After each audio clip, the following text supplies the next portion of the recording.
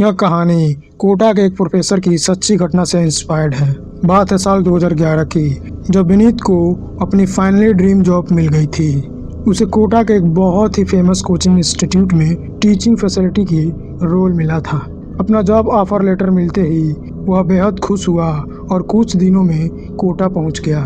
मगर दिक्कत की बात यह थी कि उसे रहने के लिए कहीं भी कोई भी फ्लैट नहीं मिल रहा था। क्योंकि वह एक बैचलर था, इसलिए ज़्यादातर लोग उसे फ्लैट देने में कतरा रहे थे। 4 दिन हो गए थे पर विनीत को फ्लैट नहीं मिल रहा था। लेकिन आखिरकार एक ब्रोकर की हेल्प से उसे एक फ्लैट मिल जाता है। पर अजीब बात यह थी कि जहां वो दूसरे फ्लैट में अपने बैचलर होने की वजह से इतनी दिक्कत हो रही थी, वहीं यह फ्लैट उसे इतनी आसानी से मिल जाता है। मगर ज़्यादा नहीं सोचते हुए विनीत ने वह फ्लैट ले लिया। शुरुआत के कुछ दिन बहुत अच्छे से बीते। विनीत कोटा के लोगों से घुल मिल रहा था और अपना काम बहुत एक्साइटमेंट के साथ कर रहा था। रोज की तरह विनीत अपने लेक्चर्स ख़त्म करने के बाद घर पहुंचा और थकान अधिक होने के कारण वह सीधा सोने चला गया। विनीत जब सो रहा था तो उसे अचानक ऐसा लगा कि कोई काला साया उसके ऊपर चढ़ के बैठ गया है। विनीत को ऐसा लग रहा था कि उस साये का चेहरा विनीत के चेहरे के बेहद करीब था। इतना करीब कि विनीत को उसकी सांसें भी अपने चेहरे पे महसूस हो रही थी। अब विनीत की बेचैनी बढ़ने लगी और अचानक से वह हड़बड़ा कर उठा। विनीत ने तुरंत उस कमरे की लाइट जलाई, मगर उस कमरे में विनीत के अलावा कोई नहीं था। खिड़कियाँ खुली हुई थी और हवा चलने की वजह से कमरे के पर्दे तेजी से हिल रहे थे। उस कमरे में एक अजीब सी ठंडक थी, लेकिन विनीत घबराहट के मारे पसीने से भर गया था। उसे लगा कि उसने शायद कोई बुरा सपना देखा है। उसने घड़ी में टाइम देखा तो रात के 1 बज रहे थे और अब विनीत की आंखों में नींद का कोई नामो निशान नहीं था। नींद न आने की वजह से वह अपनी स्टडी टेबल लेकर बैठ गया और अपनी कल की क्लास की तैयारी करने लगा।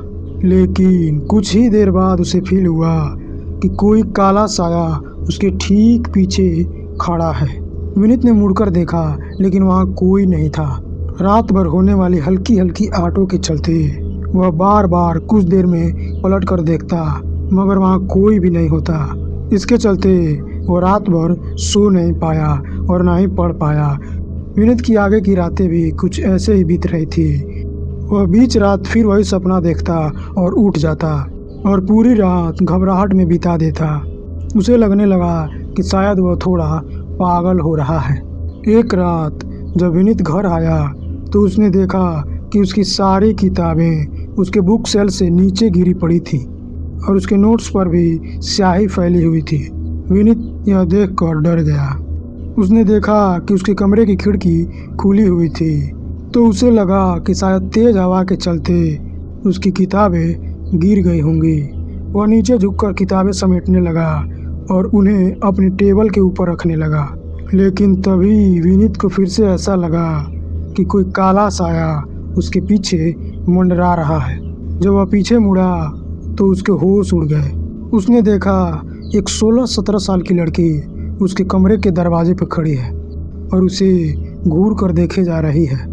उस लड़की की बाल बिखरे हुए थे, आंखों के नीचे बड़े बड़े काले गड्ढे थे, उसका रंग सफ़ेद पड़ चुका था और उसकी गर्दन पर एक बहुत ही भयानक चोट का निशान था।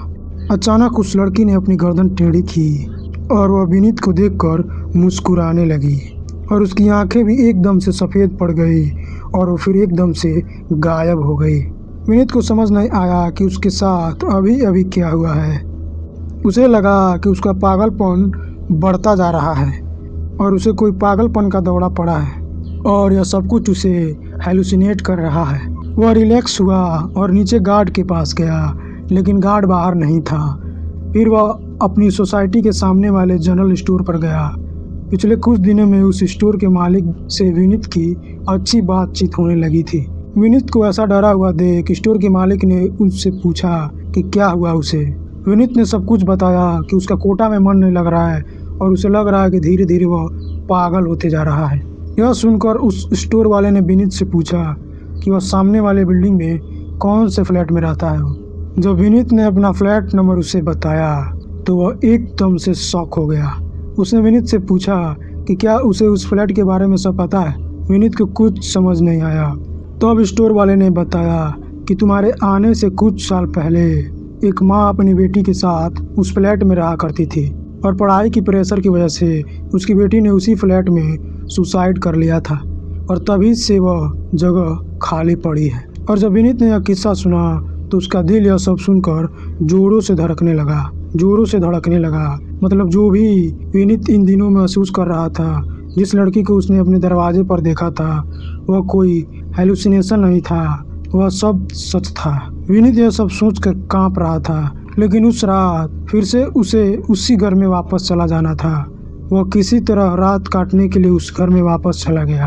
अपने कमरे में भगवान की फोटोज रखकर उसने सोच लिया कि वह सुबह होते ही उस घर से अपना सामान लेकर कहीं और चला जाएगा, और यही सोचकर वह नींद की गोली खाकर सो गया। लेकिन अचानक पंखे से कुछ अजीब सी आवाज़ आने लगी, जिसकी वजह से विनीत की नींद टूट गई। उसने अपने आँख खोलकर ऊपर देखा तो उसकी सांसें मानो रुक गई हों। पंखे से उसी लड़की की लाश लटक रही थी जो विनीत के उठते ही पल भर में गायब हो गई। और उसके बाद विनीत ने न वक्त देखा न किसी सामान की परवाह की। वह चीखता हुआ उस घर से बाहर दौड़ गया। उसने बची हुई रात एक होटल में काटी और अपने मकान मालिक को कॉल करके बहुत सुनाया। उसने अगले ही दिन अपने एक दोस्त की मदद से उस घर को खाली किया और वहां से बहुत दूर कहीं रहने चला गया। विनीत ने कोटा के दूसरे कोने में एक नया कमरा ले लिया था। वह इलाका काफी शांत था और वहां चहल पहल भी हो रही थी। विनीत को लगा कि अब वह उस खौफनाक साय से बहुत दूर आ चुका है और अपनी नई जिंदगी की शुरुआत कर सकता है, लेकिन वह गलत था। 2 दिन बाद विनीत का दोस्त अंकित उसका बचा हुआ सामान और सूटकेस लेकर उसके नए कमरे पर पहुंचा। विनीत ने राहत की सांस ली और अपने दोस्त को शुक्रिया अदा किया। अंकित के जाने के बाद विनीत ने अपना सूटकेस खोला ताकि वह अपने कपड़े अलमारी में रख सके। जैसे ही विनीत ने सूटकेस को खोला और कपड़े हटाए, उसकी नज़र अंदर तली में रखी एक चीज़ पर पड़ी। उससे देखकर विनीत के पैरों तले जमीन खिसक गई। सूटकेस के बिल्कुल नीचे एक पुराना धूल से सना हुआ लेडीज स्कूल बैग रखा था। विनीत का दिल जोरों से धड़कने लगा। वह बैग विनीत का नहीं था। कांपते हाथों से विनीत ने उस बैग को खोला। अंदर कुछ किताबें थी जिन पर धूल जम गई थी, और जैसे ही पहली किताब का पन्ना पलटा, उस पर एक नाम लिखा था, अनामिका। यह वही लड़की थी जिसने उस पुराने फ्लैट में सुसाइड किया था। विनीत को समझ नहीं आ रहा था कि जो सामान उसका दोस्त पुराने फ्लैट से समेट कर लाया था, उसमें यह बैग कैसे आया।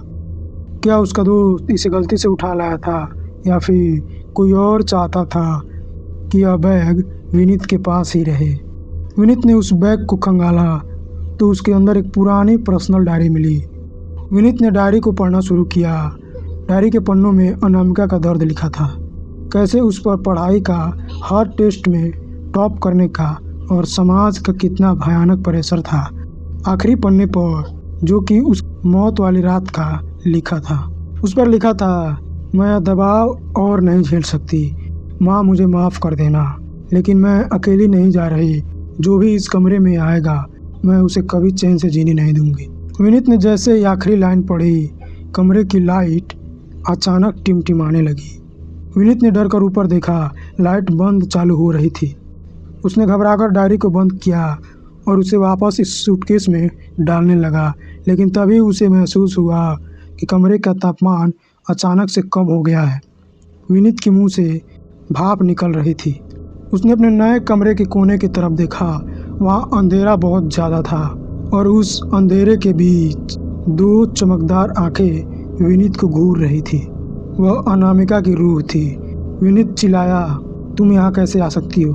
मैंने वह फ्लैट छोड़ दिया है, मेरा तुमसे कोई लेना देना नहीं है। लेकिन वो साया धीरे धीरे बाहर निकलकर विनीत की तरफ बढ़ने लगा। उसकी गर्दन आज भी उसी तरह टेढ़ी थी और फंदे का निशान साफ चमक रहा था। वह हवा में तैरते हुए विनीत की करीब आने लगी। विनीत ने भागने के लिए दरवाजे की तरफ दौड़ लगाई। तभी दरवाज़ा बाहर से बंद हो जाता है, जैसे किसी ने उसको जाम कर दिया हो। विनीत पागलों की तरह दरवाजे को पीटने लगा। पीछे मुड़कर देखा तो वह लड़की बिल्कुल उसके पीछे खड़ी थी। उसने अपना ठंडा सड़ा हुआ हाथ विनीत के गले पर रख दिया। विनीत का दम घुटने लगा, उसे हवा नहीं मिल रही थी।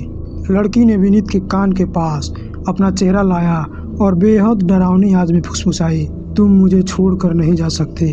तुमने मेरी डायरी छुई है, अब तुम मेरे हो। मौत को बिल्कुल सामने देखकर विनीत ने अपनी पूरी ताकत बटोरी। उसने देखा कि पास ही के टेबल पर उसने हनुमान चालीसा और भगवान की तस्वीरें रखी थी, जो अब पुराने फ्लैट से लाया था।